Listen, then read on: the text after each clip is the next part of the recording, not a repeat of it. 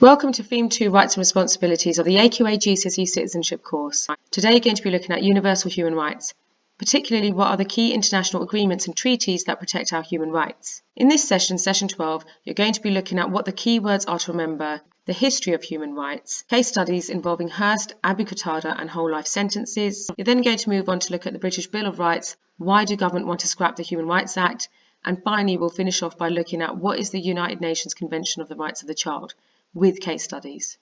In this part of the session, you're going to be looking at what the key words are to remember. The key words to remember are rights.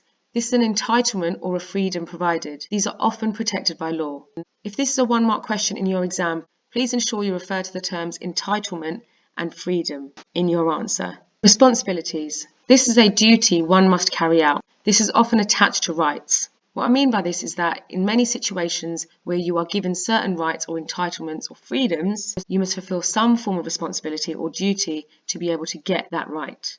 Again, if this is a question that is asked in an exam paper, you need to make sure you are using the term duty in your response. Absolute rights. These are rights that cannot be taken away from you in any circumstances by the state. What I mean by the term state is any public body. So government, parliament, police services, schools, justice system, etc. Qualified rights. These are the opposite to absolute rights. These are rights that can be taken away by the state in certain situations. An example of absolute rights here in the UK is freedom from torture or right to life. An example of qualified rights here in the UK are right to privacy. For example, a police officer can stop and search you if they believe you may have committed a crime or were involved in an incident involving a criminal activity. Freedom of speech is also a qualified right because hate speech is considered a crime, therefore limiting your human right to freedom of expression and freedom of speech. Also, bear in mind that in different countries, their interpretation of what constitutes absolute rights and what constitutes qualified rights can differ. For example, there are countries around the world that still practice capital punishment, also known as the death penalty. In those countries, they would not consider the human right to life an absolute right, but a qualified one. Here in the UK, the belief is that the right to life is an absolute right. Human rights.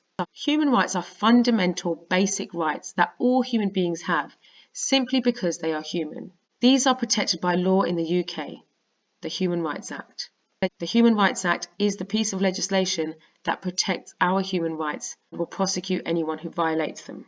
Again, if you are asked what human rights are in your exam paper, you must refer to the terms fundamental and basic. You must also include the fact that it applies to all human beings, making it universal. We've just finished looking at the keywords to remember. In the next video, you'll be looking at the history of human rights.